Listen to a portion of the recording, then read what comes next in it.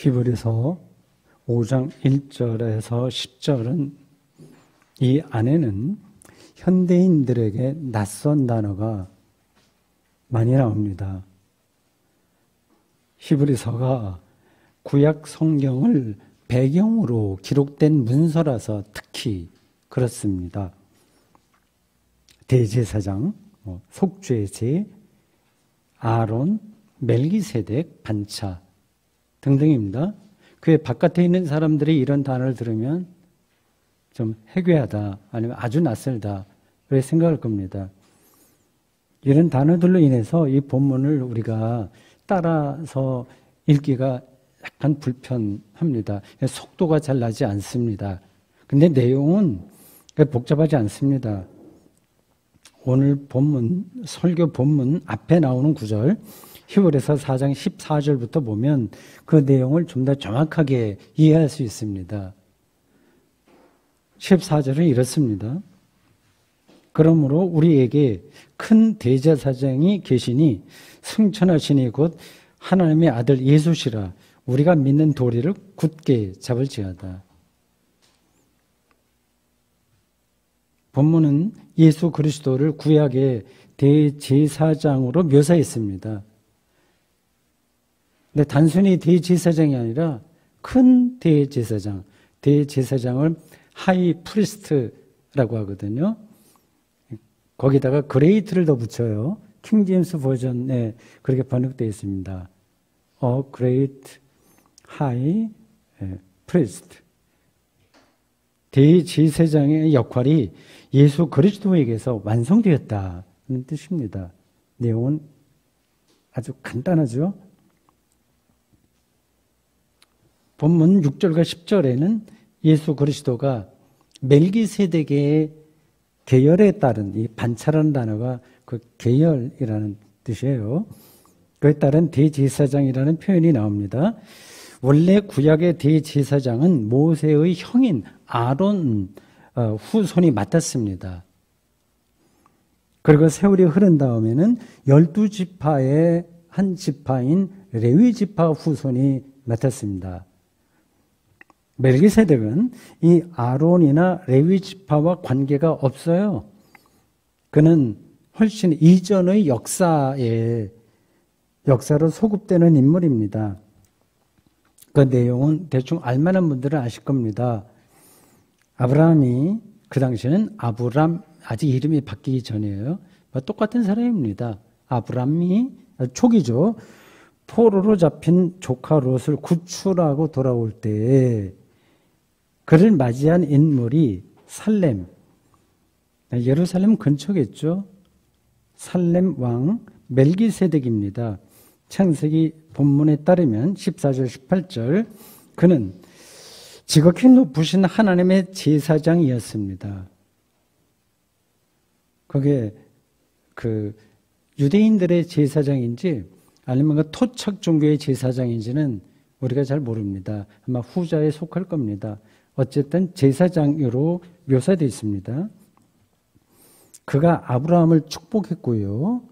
그리고 아브라함은 노획물 중에서 10분의 1을 멜기세덱에게 줍니다. 지금 히브리서 기자는 예수님이 아론이나 레위의 혈통이 아니라 오히려 훨씬 이전인 멜기세덱처럼 특별한 위치에서 대제사장 역할을 한 분이라는 사실을 강조한 겁니다. 대제사장의 역할은 죄를 용서한다 혹은 속한다는 뜻의 속죄 제사를 드리는 겁니다. 고대 유대인들은 비둘기나 양을 잡아서 피를 제단에 뿌리는 방식으로 속죄 제사를 바쳤습니다. 동물 몸의 일부는 불에 태워졌고요. 나머지는 제사에 참석한 사람들이 나눠 먹었습니다. 또는 그래도 남는 거는 속죄 제사라든지 그 뒤로 성소 관리하는 데 필요한 어떤 물품으로 사용되었습니다. 이런 일을 수행하는 데 필요한 도구는 칼과 불씨예요. 칼과 불씨는 생명과 직결됩니다. 아브라함이 이삭을 모리아 산에서 번제로 바칠 때 준비한 도구가 바로 칼과 불씨였습니다. 창세기 22장 6절에 나와요. 고대인들의 생존에 가장 필수적인 게 칼과 불씨겠죠. 동물을 죽이고 피를 뿌리고 태우는 과정에서 나오는 비릿한 냄새는 그 속죄 제사에 참여한 사람들에게 아주 강렬한 인상을 남겼을 겁니다.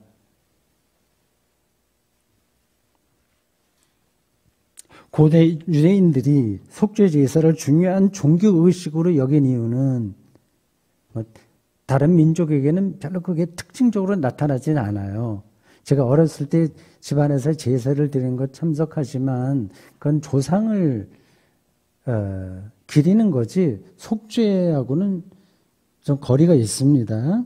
근데 고대 유대인들은 이 속죄 제사를 가장 중요한 예배예요. 조금만 말하자면 그걸 드리게 된 이유는 자신들의 삶을 하나님과의 관계에서 깊이 성찰했다는 데 있습니다.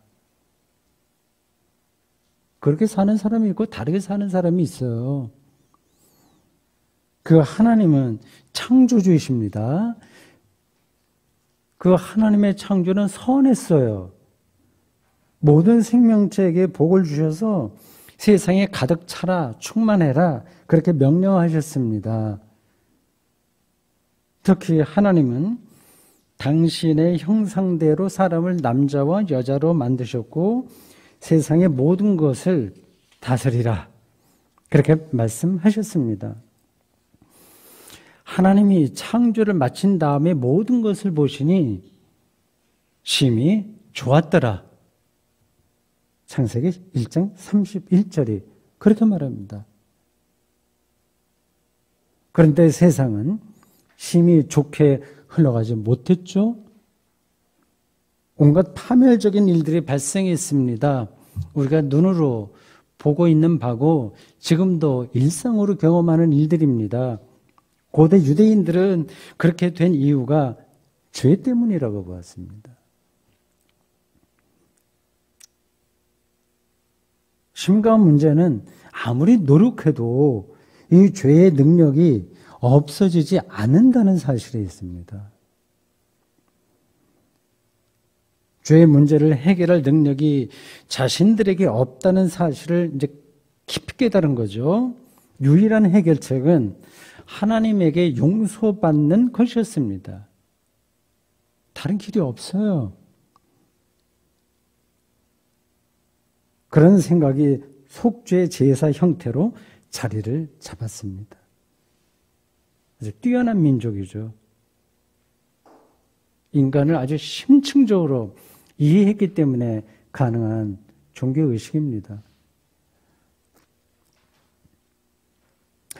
그런 속죄 제사는 여러 가지 점에서 좀 미숙했던 고대인들에게나 필요하지 지금처럼 21세기 첨단 문명 사회에서 성숙하게 살아가는 오늘 우리에게는 필요하지 않다고 생각하는 사람들이 있을 겁니다.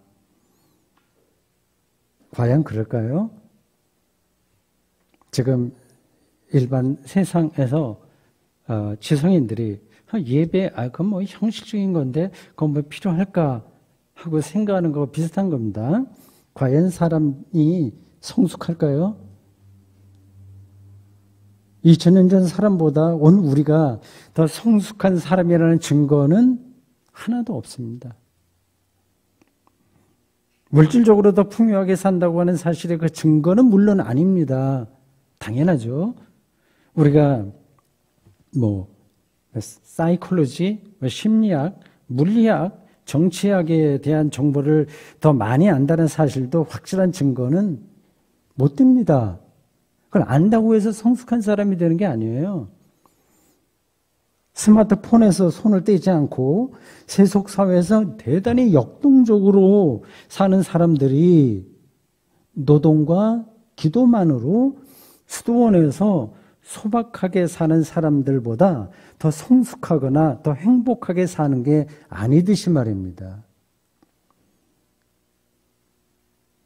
저는 오늘도 여전히 속죄 제사는 필요하다고 생각합니다. 거기에서만 우리가 인간답게 살아갈 수 있는 시원적 힘을 공급받을 수 있기 때문입니다. 그게 뭔지를 제가 설교 시간에 더 이야기를 해야 되는데 제가 설명을 잘할 수 있을지 모르겠습니다. 인간답게 살아갈 수 있는 시원적인 힘. 속죄 제사를 이해하려면 죄란 무엇인가? 라는 질문부터 시작해야 됩니다. 가장 일반적으로 사람들이 받아들이는 죄는 실정법 위반이에요. 다 그렇게 삽니다. 학생에게는 학칙 위반, 군인에게는 군법 위반, 대한민국 사람에게는 대한민국 헌법과 법률 위반입니다. 제가 종종 말씀드렸듯이 성경이 말하는 죄는 그런 실정법의 차원과 다릅니다. 지금 우리의 삶을 지배하는 실정법은 죄의 뿌리를 해결하지 못합니다. 실정법이 아무리 잘 갖춰진 21세기 문명사회 안에서도 죄의 힘이 막강하다는 사실에서 이를 확인할 수 있습니다. 성경이 말하는 죄는 우리 삶에 나타나는 방향의 오류입니다. 방향의 오류. 그게 하마르티아라는 헬라어 죄를 가리키는 단어의 원래 뜻입니다. 화살이 방향을 빗나간 것을 가리킵니다. 그 오류의 핵심은 자기 숭배예요. 자기를 자기 인생의 주인으로 여기는 겁니다. 자기 사랑이자 자기 연민이고 자기 집중입니다. 자기 안에 갇혀있는 사람은 다른 사람이나 다른 동물이나 다른 식물들과 생명 충만한 관계를 맺을 수가 없어요. 안 보이는 겁니다. 아무리 노력해도 그렇게 살려고 노력해도 어울려서 살려고 노력해도 형식에 머물 때가 많습니다. 저 자신에게서도 그런 걸 발견합니다. 좀 목사답게 사람들 다 이해하고 이렇게 좋은 관계를 맺고 살려고 해요. 근데 형식이지 정말 중심으로 그러냐 하는 것은 그렇게 자신이 없습니다. 말과 행동에서 모범적인 사람이 그 내면에서는 교만할 수 있지 않습니까? 그게 성경이 말하는 죄의 뿌리예요. 키에르케고르가 정말 옛날 사람인데 19세기, 18세기부터 죽음에 이르는 병에서 피로겠듯이 죄는 우리의 내면을 불안하게 만들고 자기에게 집중하고 있으면 불안하게 됩니다. 자기가 허약한데 그걸 붙들고 있으니까요. 그 불안은 우리를 죽입니다. 겉으로는 살아있다 하나 죽은 자와 다를 게 없습니다. 여러분은 지금 어떻습니까? 불안에 휩싸여 있습니까? 죽은 자처럼 혹시 사는 건 아닙니까? 이런 문제에서 아예 무감각하십니까?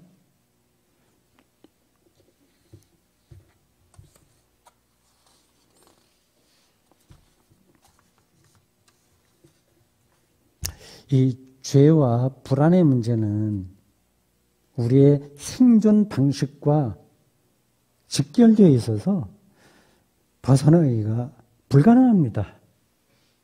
불가능합니다. 왜 그런지 아실 거예요. 우리는 다른 생명체를 먹어야 삽니다.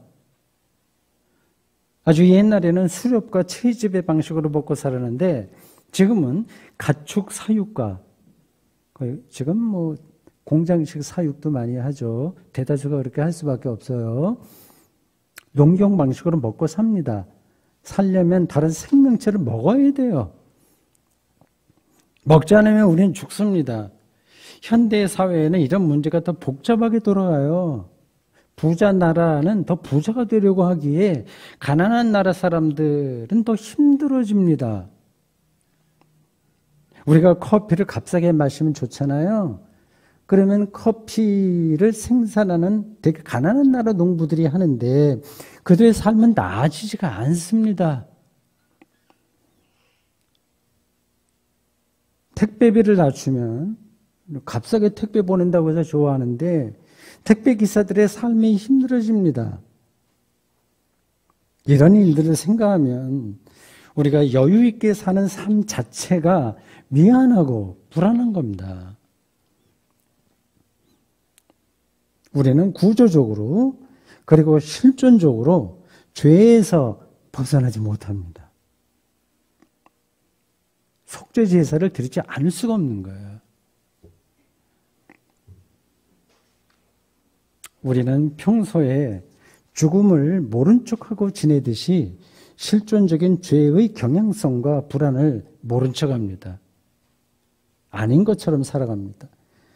근데 모른 척한다고 해서 없어지는 게 아닙니다. 불안한 구석이 전혀 없다고 말하는 분들도 뭐 있겠죠. 그 다음과 같이 두 가지 상황에 떨어진 겁니다. 하나는 자신의 내면을 직시할 용기와 지혜가 없는 거고요.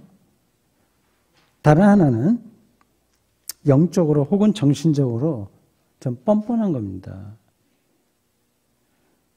오늘의 자본주의는 우리를 뻔뻔한 인간이 되라고 세뇌하는 건 아닐까요? 우리는 상당한 부분에서 이미 그렇게 세뇌당한 건 아닐까요?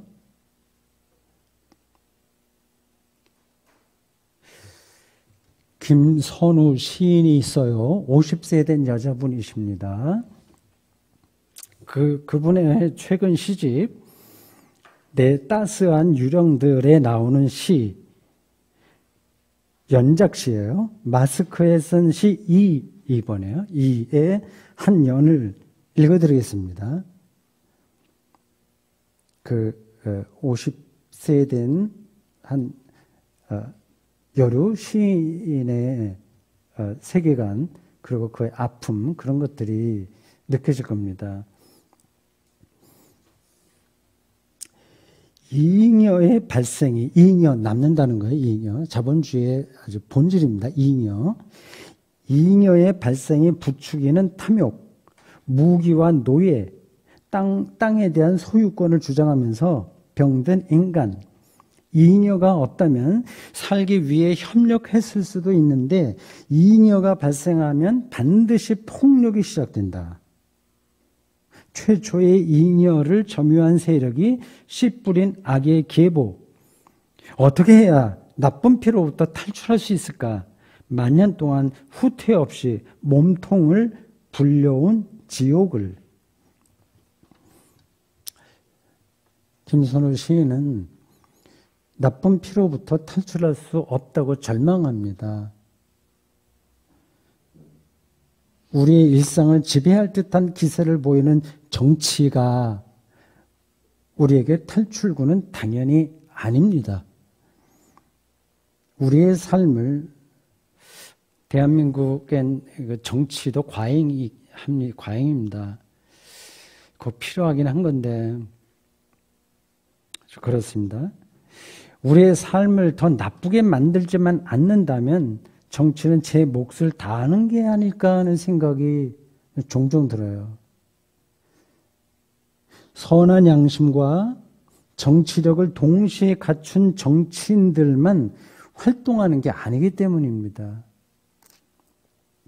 80년 전 히틀러 시절에 경험했듯이 그리고 최근에 미국 트럼프 시절에 경험했듯이 아무리 정치적으로 민주화되고 문명이 선진화된 나라에서도 포퓰리즘에 능한 선동가가 권력을 잡는 일이 허다합니다. 21세기 정치인들이 2000년 전 로마 정치인들보다 더 양심적이라고 하는 보장은 전혀 없습니다.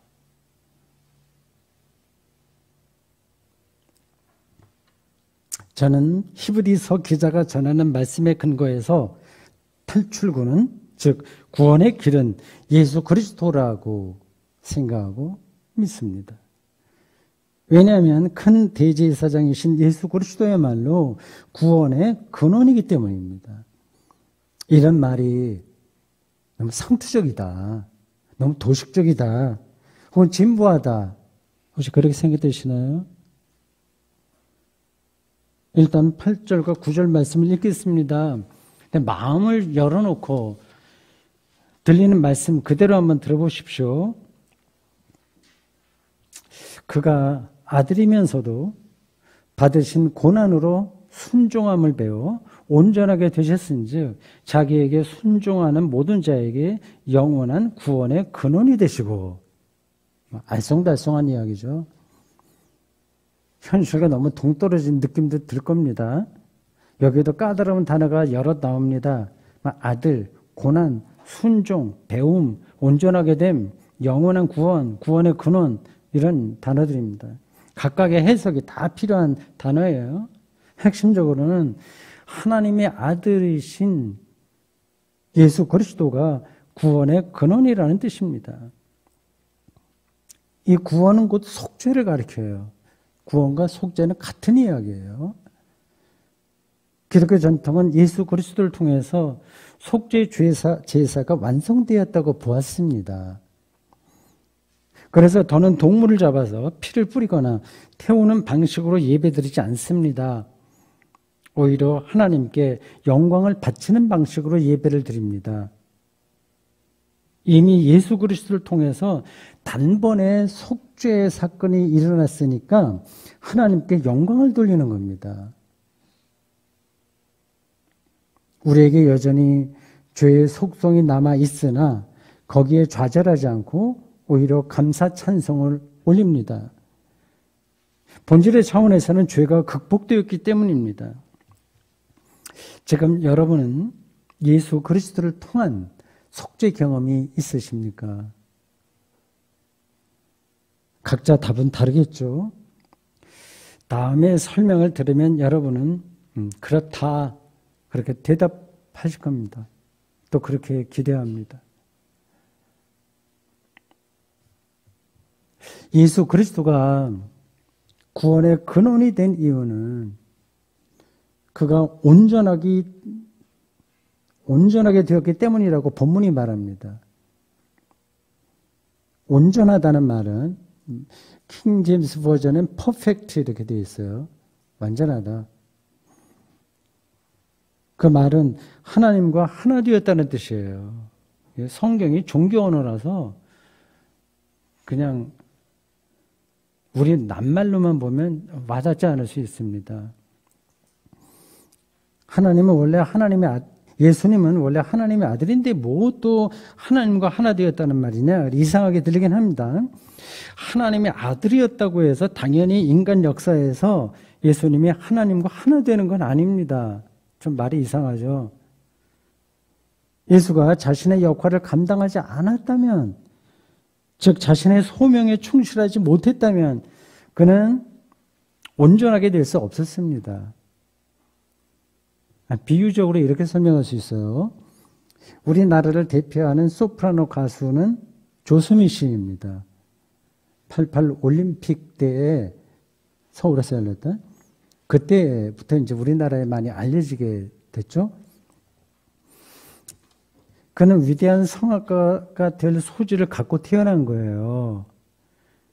근데 천성적 소질만으로 그가 위대한 성악가가 된 건 아닙니다.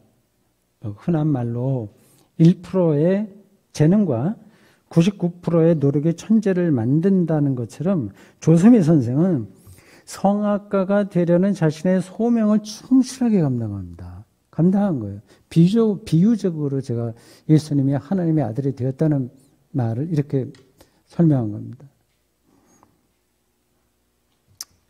오늘 히브리서 본문에 따르면 예수님이 자신의 소명을 감당한 게 중요한데 세 가지로 감당했다고 이야기합니다.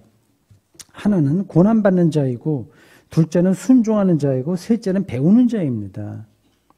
이 배운다는 말이 좀 예수님에게는 어울리지 않아 보여요. 뭐 하나님의 아들인데 뭘 배우고 말고 하지? 생각할 수 있는데 이 배운다는 말이 예수님에게 딱 어울립니다. 그는 어려서부터 유대인의 신앙 전통을 배웠습니다. 그런 배움이 없었다면 그가 어떻게 하나님의 나라를 실감할 수 있었겠어요? 하나님을 어떻게 아버지로 경험할 수 있었겠습니까? 그가 당한 고난은 십자가 죽음까지 이어집니다. 그 십자가 고난은 하나님의 고난입니다.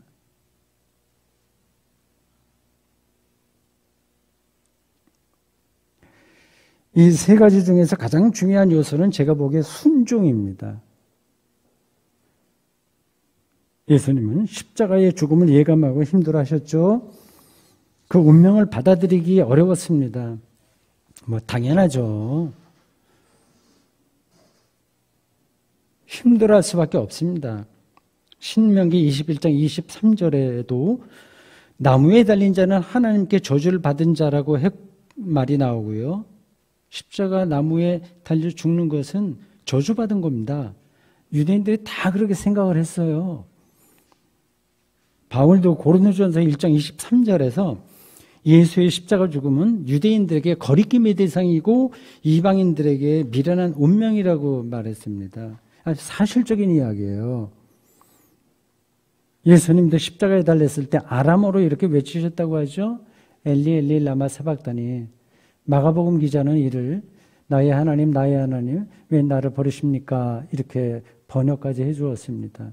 하나님으로부터 버림받음을 십자가에서 절감한 겁니다.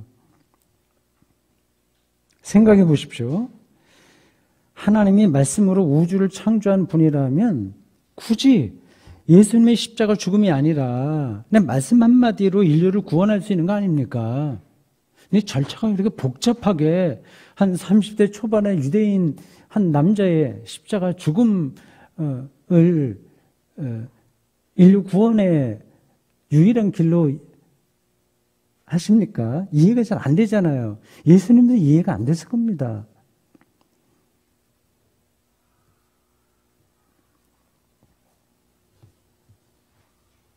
마가복음 15장 36절에 보면 예수님이 그 십자가에 달리기 바로 직전 전날 밤 기도하시면서 이렇게 말씀하셨어요. 나의 아버지께서는 무엇이든지 다 하실 수 있으시니 이 잔을 나에게서 거두어 주소서. 그러나 제 뜻대로 마시고 아버지 뜻대로 하소서. 그 모든 갈등, 한계, 두려움, 절망,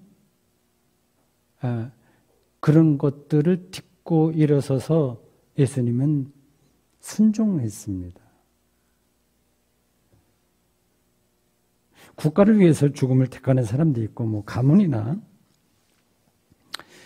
종교적 신념으로 죽는 사람들이 있으니까 예수님의 십자가 죽음이라고 해서 뭐 특별한 게 있냐 이렇게 생각할 분들도 있을 겁니다.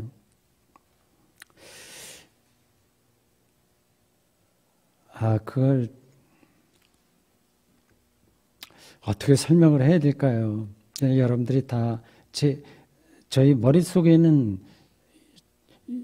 그 맥락에서 정리된 게 있는데 말로 표현할 수 있을지 없을지 모르겠습니다. 전달되리라고 기대하면서 말합니다. 예수님과 하나님의 관계를 먼저 생각해야 됩니다. 예수님은 하나님을 절대적으로 신뢰한 분이세요. 그에게 하나님은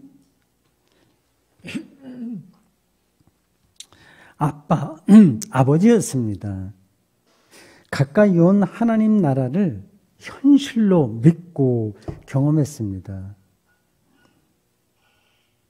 십자가 죽음은 이런 신뢰를 파괴하는 사건이었어요. 자기의 존재 전체가, 인생 전체가 부정당하는 사건이었습니다. 그래서 이런저런 이유를 대고 거부할 수도 있었으나 예수님은 그 십자가의 길을 갔습니다. 오직 한 가지 사실, 즉 하나님의 사랑을 믿고 십자가의 죽음을 피하지 않았습니다. 그의 실존이, 예수의 실존이 거기에 담겨 있는 거예요. 인간적인 실존입니다. 그걸 놓치고 우리가 십자가를 주술적으로 이해하면 기독교 신앙이 깊이로 들어가지 못하는 겁니다. 자신의 믿음이 무너지는 운명까지 받아들인 순종이었습니다. 그 순종에서 인류 구원의 길이 열렸습니다. 이 순종이라고 하는 말이 현대인들에게는 탐탁스럽지 않게 들릴 겁니다. 그건 자기 주체성이 좀 부정당하는 거 아니냐? 그 순종이라는 단어에서 그걸 느껴요. 과연 그럴까요? 현대인들은 자기 삶에서 영적이고 거룩한 권위를 아직 경험해보지 못했기에 그런 반응을 보이는 게 아닐까요? 순종은 무슨 순종? 이렇게 생각합니다. 좀 바꿔서 질문해 보십시오. 땅에 순종해 보신 적이 있나요? 하늘에 순종해 보신 적이 있나요? 꽃에 순종해 보신 적이 있나요? 없나요? 사랑의 힘에 순종하지 않고 우리가 어떻게 이 척박한 인생살이를 버텨낼 수 있습니까? 시인과 예술가와 수도승들은 순종하는 사람들이었습니다. 어떤 절대적인 힘에. 그렇습니다. 절대적인 대상을 경험한 사람에게는 오직 순종이 있을 뿐입니다. 이 대목에서 다음에 엄중한 사실 한 가지를 잊지 마십시오. 여러분이 거룩한 부르심에 순종하지 않고 자기 주관에 따라서 재밌어, 즐겁게 난 내가 하고 싶은 대로 할 거야. 그렇게 평생 살았다고 해도 순종이 무슨 뜻인지 알게 될 결정적인 순간이 올 겁니다. 그 순간이 이르기 전 살아있는 동안에 순종하는 게 훨씬 지혜로울 뿐만 아니라 영혼 충만한 인생이 아니겠습니까? 사랑하는 성도 여러분, 예수 그리스도는 큰 대제사장이십니다. 그에게 순종하는 사람, 그의 제자가 되는 사람은, 실제로 그를 사랑하는 사람은, 그의 가르침이 자기 삶의 기준이 되는 사람은 죄를 용서받습니다. 자유를 얻는 겁니다. 그 사람에게 예수 그리스도가 영원한 구원의 근원이 되시기 때문입니다. 바로 이런 히브리서 말씀이 가리키는 세계 안으로 발을 들여놓는 순간 여러분에게 전혀 새로운 차원의 삶이 열릴 겁니다. 아멘.